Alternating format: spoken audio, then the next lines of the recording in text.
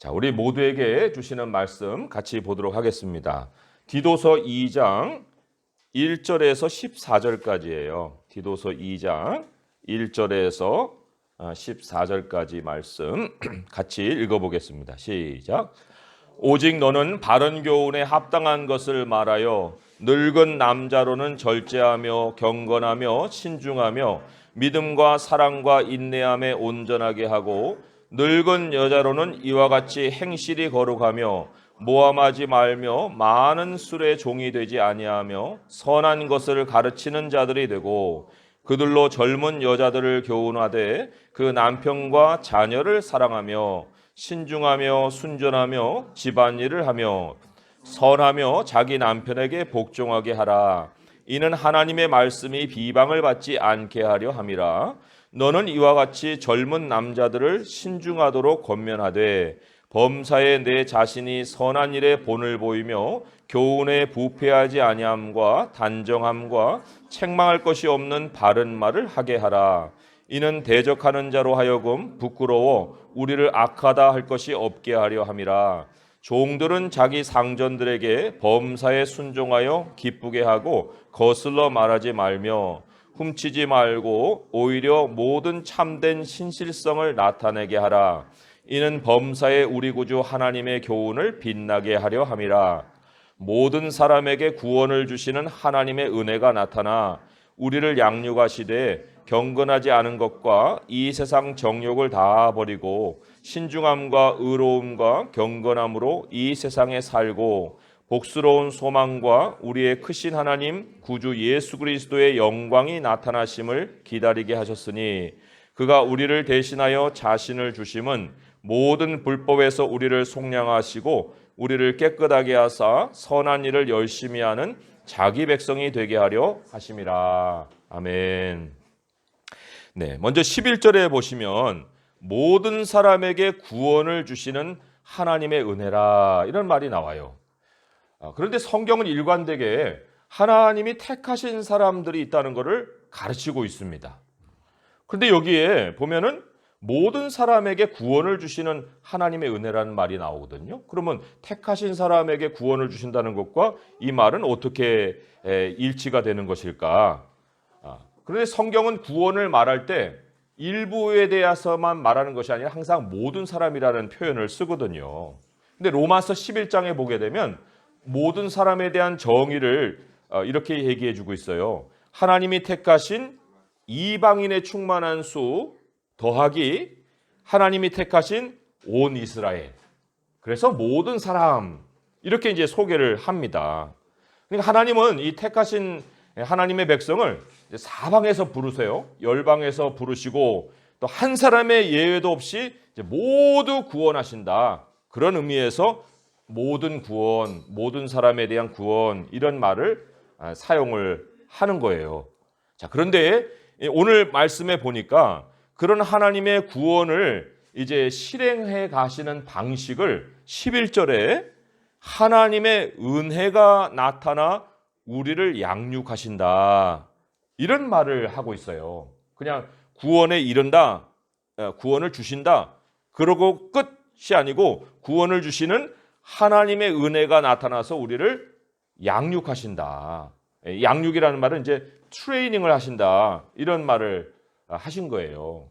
우리가 하나님의 은혜라는 말을 하면 나가 어려울 때 좀 하나님이 나를 도와주시면 좋겠다.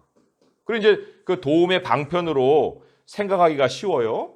하지만 성경이 얘기하는 하나님의 은혜는 하나님이 처음에부터 끝까지 한 사람을 구원해가는 모든 사역 전체 또 그 사역에 이 진행되고 있는 하나님의 섭리, 역사 이런 걸 다 합쳐서 하나님의 은혜다. 이렇게 얘기를 하고 있는 겁니다. 그러니까 우리가 성경을 볼 때 하나님의 은혜라는 이 창으로 우리가 보게 되면 내 편이신 하나님, 나에게 힘을 주신 하나님 그렇게 보이는 게 아니라 처음도 마지막도 그리고 그 중간에도 그러니까 이 과거도 미래도 그리고 그 중간에 있는 현재도 모두 실패 없이 우리를 이끌어서 구원에 이르게 하시는 그 하나님, 그 하나님이 보이는 거예요. 그렇게 보아야 또 제대로 하나님의 은혜를 이해하는 것이다. 이렇게 말씀을 드릴 수가 있어요. 자, 이 하나님의 은혜가 이제 확실하게 그 구원을 이루어 가실 것인데 그 구원을 이루는 그 방식을 12절에 양육이다 이런 말을 했죠. 양육. 하나님의 은혜가 이제 우리의 구원을 이루어가는 코치가 되신다. 코치가 되신다 그런 얘기예요. 이게 얼마나 큰 위로인지 몰라요. 만약에 우리의 구원을 이루어 가시는 그것이 하나님의 공이다. 공이라는 건 굉장히 무서운 거거든요. 그러면 조금의 실패가 우리에게 있다고 하면 공의가 가차없이 우리를 형벌로 다스릴 거예요. 어느 누가 구원에 이루겠습니까? 그런데 하나님의 은혜가 우리를 코치하고 양육하기 때문에 우리가 좀 피곤하면은 참 어루만져 주시고 지치면은 또 피할 꿀도 주시고 그리고 또 심지어는 좀 이렇게 딴짓도 하잖아요. 딴 데도 이렇게 보고 그리고 미혹도 당하고 바른 길로 가야 되는데 그러지 못하고 곁길로 갈 때도 있잖아요. 그럴 때에는 하나님이 우리를 포기하시는 것이 아니라 우리를 버려버리는 것이 아니라 그럼에도 불구하고 하나님이 우리를 다시 제자리로 돌이켜서 구원에 이르게 하신다. 이게 바로 하나님의 은혜가 코치해 가시는 구원을 말하고 있는 겁니다. 그런데 오늘 이제 자세히 보면은 하나님의 은혜가 트레이닝 해가는 구원의 단계가 세 개로 나와요. 세 가지로 나옵니다. 하나는 과거고, 하나는 현재고, 하나는 미래예요. 과거는 이미 일어난 일이기 때문에 이미 하나님은 우리를 그렇게 우리가 모르는 중에 작업을 다 해놓으셨다는 거예요. 그 과거 작업이 바로 이 12절의 첫 번째에 이렇게 나옵니다. 경건하지 않은 것을 버리고 또 이 세상 정욕을 버리고. 그런데 우리가 버리는 것이 아니라 우리를 양육하시되 경건하지 않은 것을 버리게 하셨고 이 세상 정욕을 다 버리게 하셨다. 과거형으로 나온다는 거예요. 아니 어떻게 이게 과거일까? 그 과거를 얘기해 주는 것이 조금 더 설명하는 것이 14절의 말씀에 이렇게 나와 있어요. 그가 우리를 대신하여 자신을 주심은 모든 불법에서 우리를 속량하셨다. 과거예요. 속량하셨다. 이게 이제 거듭남의 사건입니다. 내가 거듭난 게 아니고요. 내가 어떻게 무슨 엄마 뱃속에서 스스로 생겨가지고 엄마 뱃속에서 나오는 애가 어디 있어요? 하나님이 하나님의 백성을 낳으실 때는 하나님이 다 모든 일을 다 행하시고 우리를 그리스도인이 되게 하신다는 거예요. 그런데 그것을 성경은 더 구체적으로 뭐라고 했냐면 이 경건하지 않는 것을 버린 것이고 이 세상 정욕을 다 버린 것이다. 이렇게 얘기를 한다는 겁니다. 우리에게는 돌아갈 세상이 없다는 거예요. 우리에게는 돌아갈 과거가 없다는 거예요. 물론 시간으로도 과거를 갈 수가 없어요. 어떻게 어제로 갑니까? 어제로 갈 수 없는 것처럼 우리의 과거라는 곳으로 갈 수도 없고 우리의 과거의 모습으로 갈 수도 없고 그리고 우리가 떠나온 그 과거의 세상으로 갈 수도 없는 거예요. 그 과거의 세상은 오늘도 내일도 계속해서 진행이 되지만 우리가 이제 사는 세상은 그 과거가 계속 진행되고 있는 그 세상이 아니다. 그리고 또 그것만 버린 것이 아니라 정욕을 다 버렸다고 그랬어요. 갈라디아서 5장 24절에 보면은 그리스도 예수의 사람들은 육체와 함께 그 정욕과 탐심을 십자가에 못 박았느니라. 돌아갈 정욕도 없다. 근데 어떤 분들은 아닌데요. 난 그 말씀에는 좀 동의가 안 되는데요. 왜냐하면 내가 그리스도인 건 분명한데 그럼에도 불구하고 마음속에 욕심이 자꾸만 생길 때가 있어요. 그리고는 곁길로 자꾸 미혹을 받아서 세상으로 또 가고 또 세상 생각 속에 파묻혀 살다가 주일이야 하고 이렇게 깨어나가지고 이제 또 주일 오는 경우도 있고 이런 경우가 있는데 어떻게 정욕을 내가 다 버렸다고 얘기할 수 있습니까? 이렇게 이제 반론을 제기할 수도 있거든요. 그런데 우리가 외부적인 미혹을 받는 거 그거 하고요. 우리가 세상 안에 다시 내 자리를 둬야지. 세상에서 내 자리를 둬야지 하는 그 본능이 살아있는 것과는 다른 거예요. 내 자리를 여기다 마련해야겠다라는 것에 의지가 작동을 해가지고 계속 그런 삶을 살고 있는 것은 그건 그리스도인이 아니라는 증거예요. 우리가 그렇게 될 수 있는 모습이 아니라는 거예요. 그리스도인들은요, 미혹은 받아요. 그래서 남들처럼 되고 싶은 욕구는 가질 수 있지만, 그러나 세상 사람들 중에 다시 그 사람들과 같은 그 모습으로, 그 사람들 중에 한 사람으로 돌아가는 일은 불가능하다.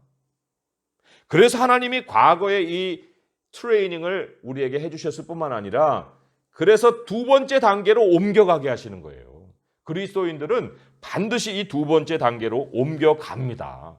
옮겨가는 게 또 그리스도인들이에요. 자, 이 옮겨가면서 보면 12절 중반쯤에 정욕을 다 버리고 다음이 이제 두 번째 단계예요. 신중함과 의로움과 경건함으로 이제 이 세상에 사는 거예요.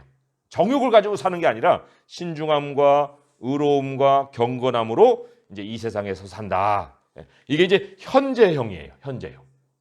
이걸 조금 더 14절로 옮겨가면 아까 과거는 속량이라는 말을 했는데 여기는 조금 더 구체적으로 설명하기를 속량하시고 다음부터요. 우리를 깨끗하게 하사 선한 일을 열심히 하는 자기 백성이 되게 하신다. 이게 이제 두 번째 단계입니다. 이게 트레이닝을 통해서 이렇게 만들어 주신다 그런 얘기예요. 오늘 이제 긴 말씀을 읽었어요. 1절에서 굉장히 많은 말씀을 읽었잖아요. 1절에서 10절까지 보면은 뭐 늙은 남자, 늙은 여자, 또 젊은 남자, 젊은 여자, 그리고는 종들까지도 다 나오죠. 그 모든 사람들에게 주는 메시지가 뭐냐? 그게 바로 이제 두 번째 단계. 이 세상을 어떻게 살아야 되느냐? 그거를 지금 길게 가르쳐 주는 거예요. 그리고는 이제 여기 12절에 와서 요약해 주기를 그게 바로 신중함과 의로움과 경건함이다. 이렇게 이제 그 구절로 한 그 표현으로 요약을 해준 거예요. 복잡하지만. 그런데 이제 이 두 번째 단계를 잘 살고 하나님이 트레이닝하는 코스를 잘 따라가려면 세 번째 단계를 먼저 알고서 두 번째 단계에 우리가 삶에 이제 노력이 있어야 됩니다. 자, 세 번째 단계, 그게 마지막 단계예요. 절정이라고 할 수가 있는데 그것은 13절입니다. 13절의 말씀은 함께 한번 읽어볼까요? 시작. 복스러운 소망과 우리의 크신 하나님 구주 예수 그리스도의 영광이 나타나심을 기다리게 하셨으니. 예, 이거는 이제 우리의 미래라 할 수 있습니다. 아직 일어나지 않은 일이에요. 예, 그렇지만 기다리게 하신다 했으니 이것도 우리가 하는 일은 아니에요. 하나님이 기다리게 만들어 주시는 거예요. 예, 반드시 그렇게 될 일이기 때문에 하나님이 기다리게 하시죠. 아니 될 일도 아닌 거를 기다리게 하는 사람이 어디 있어요. 예, 기다리게 하실 때에는 하나님이 그렇게 기다릴 수 있도록 반드시 그 일을 일으키시고 우리를 또 준비시키신다. 이렇게 이제 우리가 생각을 해볼 수가 있습니다. 자, 그 기다림의 소망을 조금 더 자세하게 얘기한 것이 13절에 첫 번째 나오는 복스러운 소망이다. 이렇게 나옵니다. 그 내용인즉은 예수님이 다시 오신다 그 얘기고요. 그런데 성경은 야 예수님이 다시 오셔. 그러니까 너 기다려. 그렇게 막 생뚱맞게 그냥 단 문장 같은 그런 문장을 딱 주고 아무 설명 없이 그래요. 예수님 다시 오시니까 나 기다려야 되겠네요. 이렇게 한 게 아니라 복스러운 소망이라는 말로 예수님의 그 오심을 설명을 했어요. 예수님이 오실 때 그 미래의 영광이 얼마나 대단하고 또 우리가 누릴 복이 얼마나 참 큰가 하는 것을 너무나도 자세하게 가르치시면서 예수님의 다시 오심을 기다려라 하고 그렇게 기다리게 해주신다는 거예요. 그러니까 오거지의 기다림이 아니라는 걸 우리가 알게 되겠죠? 예, 어떤 사람에게 목표도 안 주고 트레이닝을 시키는 사람이 어디 있어요? 오늘 우리 윤찬이, 인찬이, 지원이 왔는데 얘들아 기다려. 엄마 왜? 뭐 때문에? 뭘 위해서? 설명도 안 하고 기다리라니까? 그럼 애들이 기다립니까? 예, 못 기다려요.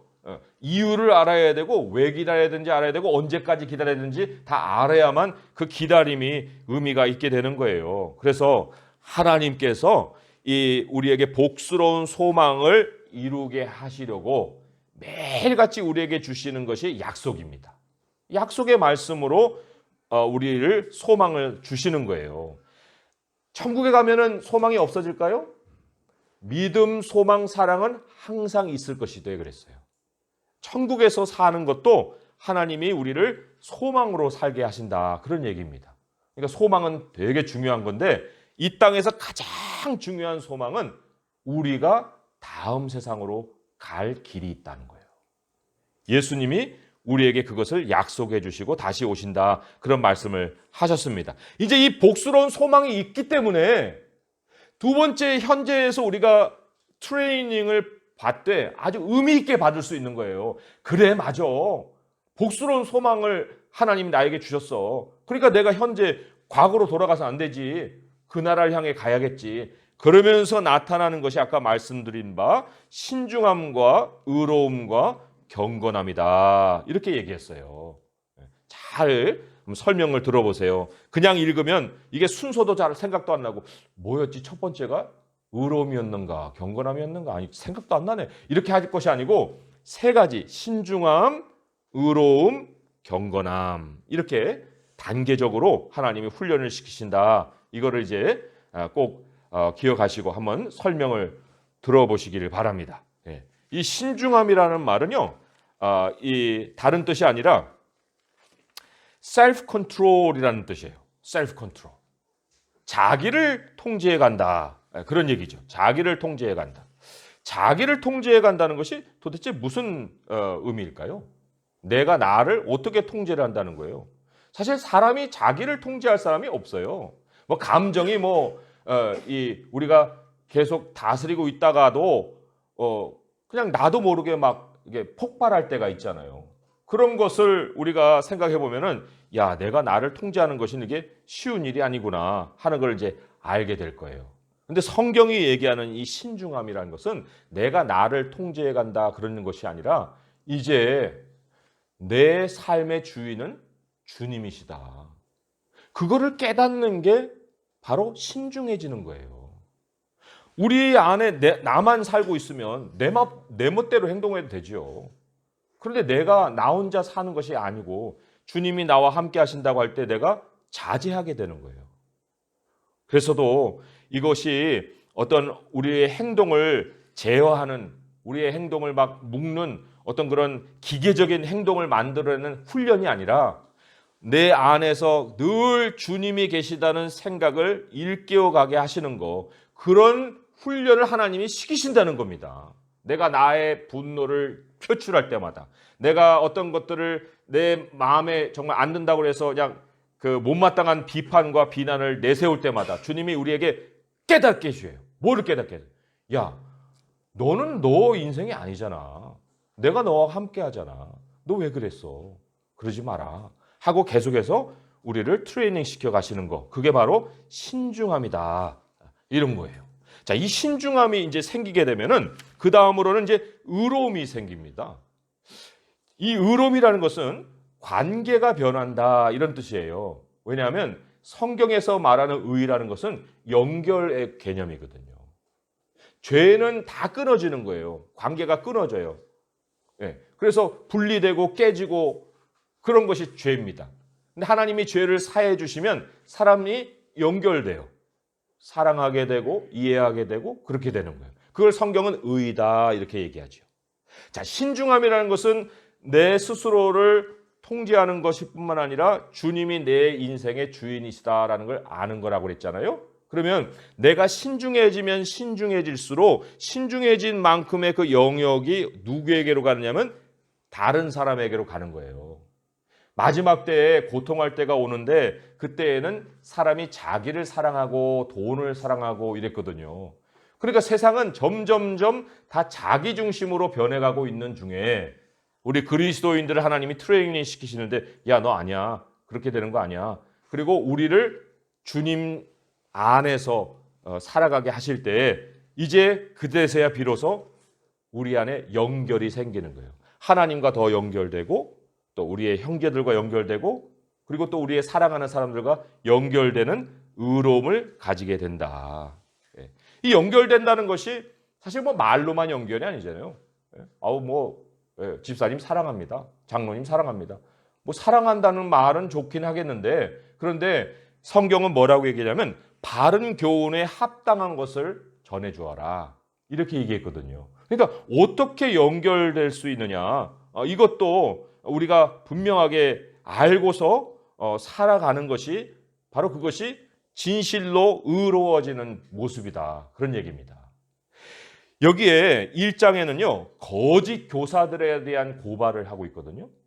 근데 거짓 교사들이 어떻게 살았냐면요. 1장 16절에 이렇게 얘기를 했어요. 1장 16절 아까도 우리 함께 읽었지만은 제가 다시 한번 읽어볼게요. 그들이 하나님을 시인하나 행위로는 부인하니 가증한 자요 복종하지 아니하는 자요 모든 선한 일을 버리는 자니라. 아니 왜 이렇게 됐을까? 이 사람들은 보면은 동기가 잘못됐어요. 1장 11절에 보니까 그들의 입을 막을 것이라 이런 자들이 더러운 이득을 취하려고 마땅하지 아니하는 것을 가르쳐 가정들을 온통 무너뜨리는도다. 그러니까 복스러운 소망이 있고 그 소망이 교회에서 전해지면 사람들이 서로가 이 바른 모습으로 연결이 되는데, 그런데 목회자부터도 지금 말하고 행동이 따로 나오는 것은 전해주는 가르침의 배우의 그 동기가 더러운 이득에 있다는 거예요. 그런 말씀을 듣고서 무슨 성도님들한테 바른 행동과 신앙을 우리가 요구할 수 있겠습니까? 그래서 여기 대조되어서 이제 2장 1절에 보면 오직 너는 그렇게 하면 안 된다 그랬어요. 오직 너는 바른 교훈에 성경에 합당한 삶을 사람들에게 가르쳐 주어라. 이렇게 얘기했고요. 더더군다나 7절에 보게 되면 범사에 내 자신이 선한 일에 본을 보여라. 본까지 되어라. 이런 얘기를 또 하고 있습니다. 자, 이게 목회자만의 그런 문제가 아니고요. 늙은 남자는 어떻게 연결돼야 되고 늙은 여자는 어떻게 연결돼야 되고 젊은 여자는 어떻게 연결돼야 되는지 아주 구체적으로 얘기를 하고 있습니다. 근데 한 가지 여기서 우리가 주목해야 될 것은 젊은 남자, 젊은 여자라고 해서 청년들이 아니에요. 결혼하기 전의 연령은 다 부모에게 책임이 맡겨져 있습니다. 여기 우리 결혼 안 한 모든 청년들은 나이가 아무리 많아도 다 부모의 책임이에요. 여기 보면 이제 하나씩 한번 볼게요. 늙은 남자는 적어도 60세의 어떤 연령을 이제 넘었다 이렇게 볼 수 있는 그런 분이라고 볼 수 있는데, 늙은 남자에 대해서 뭐 복잡한 게 많이 나오지만 그 가운데 주목해야 될 것이 마지막에 이 온전하게 하고라는 말이 있어요. 온전하게 하고. 물론 앞에 신중도 있고 뭐 다 있지만 온전하게 하고. 이게 뭐냐면 성숙함을 보여야 된다는 거예요. 성숙함을. 어디 그 유튜브 방송을 보니까 유튜브는 막 내가 원하지 않는 것도 막 틀어줘요. 그래갖고 그 급하게 막 끌 때도 있는데 그 틀어 보니까 70대 노인 할아버지가 BTS인지 BST인지 뭐예요? 그 남자애들 댄스 그 음악을 틀어놓고 막 젊은 애들 앞에서 막 춤을 추고 있는 거였는데 경망스러워가지고 제가 바로 껐어요. 그게 나이가 17살이면 그래도 봐주지요. 어떻게 70대 노인 할아버지가 그렇게 그 애들 음악 틀어놓고 그렇게 춤을 춥니까? 그거는 노인의 모델이 아니에요. 그렇게 되면 세대들하고 분리가 됩니다. 저부터 인상을 찡그리는데 전철 안에서 노인분들이 막 소리 지르고 고성 지르고 싸우면 누가 그걸 좋아해 보여요? 당신들은 연륜이 있어갖고 다른 사람들 앞에서 권위가 있다 생각하겠지만 그런 것은 전혀 다른 세대하고 연결될 수 있는 모습이 아니거든요. 그러니까 교회 안에서 가정 안에서 나이 든 남자들은 그 진중함으로 인격의 성숙함으로 다른 사람과 연결이 되고 그런 본이 돼야 된다. 이걸 가르치고 있어요.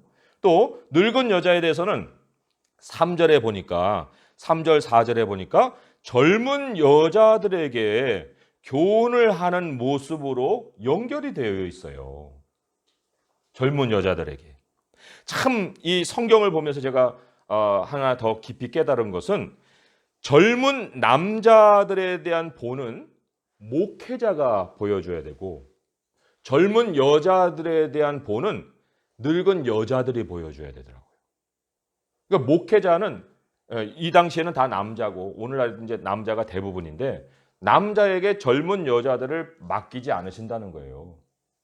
목회자들은 신앙이 성숙한 연령이 있는 그 여자 성도들을 교육을 해서 교육을 계속 해왔겠죠. 이런 예배를 통해서 그분들이 여자 그룹을 만들어서 젊은 여자들을 가르치라. 그게 성경의 인도하심이에요. 그리고 남자들 젊은 그 여자들은 남편과 자녀를 사랑함으로 연결되어 있어요. 그게 4절에 나오잖아요. 젊은 여자들로 교훈하되 그 남편과 자녀들을 사랑하며 그렇게 또 연결이 되어 있습니다. 그리고 이제 젊은 남자들은 말씀드렸듯이 목회자의 본을 따라 이제 배우면서 교훈의 본이 되는 삶을 가정과 교회와 일터에 책임 있게 살아가면서 모든 사람하고 이렇게 연결되는 이런 모습을 성경은 가르치고 있는 겁니다. 다시 한번 강조하지만 우리는 차세대를 키워내는 교회가 되어야 됩니다. 그런데 그 차세대를 키울 때 이 연령별로 성별로 성경이 제시한 그대로 그 차세대를 키워야 됩니다. 그래서 우리 교회에도 이제 연령이 골고루 섞여져 있는데 저의 책임은 예배를 인도하고 또 교훈에 바른 교훈에 합당한 삶을 가르치는 거지만 실질적으로 우리가 함께해서 이제 좀 더 이 그룹으로 나눈다면은 우리 나이 많으신 연령이 있으신 여자 선생님들은 젊은 우리 가정을 이룬 이 집사님들 또 성도님들을 교훈할 수 있어야 되고 저는 또 우리 젊은 남자들에게 말씀을 가르쳐서 차세대가 올라올 수 있게끔 이렇게 해주는 것이 아름다운 모습이다. 그걸 성경이 얘기를 하고 있습니다. 자, 의로움 다음에는 이제 마지막으로 경건함이 진행이 된다고 그랬어요. 12절로 다시 돌아와서 신중함, 주님이 우리의 인생의 주님이시다라는 깨닫는 것이라고 그랬고 의로움은 서로 연결되는 것이다 그랬는데 이제 그렇게 주님을 인정하고 우리가 서로 연결되어서 서로가 돌봐주고 사랑하고 살게 되면 그 모습이 밖으로 비춰지죠. 밖으로 비춰지면서 나타나는 것이 경건함이다. 이렇게 나와 있어요. 그 경건함을 좀 더 5절에는 이렇게 표현을 했더라고요. 하나님의 말씀이 비방을 받지 않게 하려 합니다. 라고 했고요. 8절에 보게 되면 우리를 악하다 할 것이 없게 하려 합니다. 대적하는 자가 우리를 악하다 할 것이 없게 하려 합니다. 그랬고 10절에 보면은 우리 구주 하나님의 교훈을 빛나게 하려 합니다. 이런 얘기를 했어요. 다 밖으로 나타나는 모습이에요. 신앙이. 5절에는 복종으로 그 모습이 나타났고요. 또 7절에는 본을 보임으로 나타났고 9절에는 순종으로 나타났어요. 한마디로 말하면 섬김이라는 거죠. 섬김. 가정에서 섬기는 모습, 교회에서 섬기는 모습, 일터에서 섬기는 모습, 세상의 눈에는 그게 경건함으로 보인다는 거예요. 아니, 많은 사람들을 만나고 다니는 그 사람들인데 사람들의 어떤 차별적인 것을 그들도 다 알고 있잖아요. 근데 이 사람이 이 사람하고 다르네? 라고 얘기할 수 있는 그 표지가 뭐겠습니까? 다른데 당신은 그리스도인이었어? 라고 얘기할 수 있는 거기에는 섬김이 있는 거예요. 세상은 도무지 다른 사람을 섬기지 않는다는 겁니다. 그런 중에 우리가 사람들에게 섬기는 모습을 보임으로 인해서 그게 세상의 눈에는 경건함으로 느껴진다는 거예요. 다시금 이제 말씀을 정리합니다. 세상과 정욕이라는 것은 우리의 과거가 됐고 또 예수님의 다시 오심은 우리의 미래인데 그 사이를 살아가는 우리의 현재를 우리 주님은 세 가지 신중함과 의로움과 경건함으로 채워가시고 트레이닝을 시키신다 했어요. 주님의 다스림을 받고 이제 내 자신을 자꾸 이렇게 신중하게 살아가는 그 모습이 신중함이라고 그랬고 하나님의 말씀과 합당한 삶이 연결되어서 하나님도 가까이 하고 이웃과도 가까이 되고 서로 사랑이 무르익어가는 것이 의로움이라고 그랬고요. 가정과 교회와 일터에서 내가 섬김으로 인해서 사람들에게 나의 신앙의 모습을 통해서 하나님의 교훈을 빛나게 하는 것이 바로 경건함이다. 이렇게 이제 정리를 할 수가 있습니다. 그런데 하나님의 은혜가 이런 트레이닝을 멈추지 않는다는 거예요. 멈추지 않습니다. 우리를 계속해서 만들어 가시는 거예요. 어린아이가 성장해서 가정을 이루는 것이지 오늘날 갑자기 청년이 돼갖고 가정을 이루는 사람이 어디 있습니까? 그러니까 오늘 여기에 나오는 이 젊은 남자부터 시작하면 젊은 남자는 목회자의 본을 따라서 스스로 말씀의 본이 되고 그리고 그렇게 해서 삶을 살아가면서 정말 무게도 있고 또 권위도 있고 그리고 또 이 성숙한 노년의 남자로 이제 진행을 하는 거고요. 그리고 젊은 여자들은 이 늙은 여자의 교훈을 따라서 가정을 세우고 남편과 자녀를 또 돌보면서 신앙이 성숙해 가고, 그리고 나이가 들어서 다른 젊은 여자들을 또 교사로 가르칠 수 있는 그러한 모습으로 이제 세월이 흘러가는 것이고, 그렇게 될 때에 하나님이 모든 자기 백성의 구원을 이루어 가신다. 이런 소망 하나님은 중단하지 않으시니 우리가 복스러운 소망을 가지고 살아가면서 우리 서로가 이러한 모습으로 성숙해갈 수 있는 우리 교회가 되길 바라고, 그러한 교회 안에서 온 세대가 정말 그리스도 안에서 함께 자라갈 수 있는 교회가 될 수 있기를 주님의 이름으로 축원드립니다. 기도하겠습니다.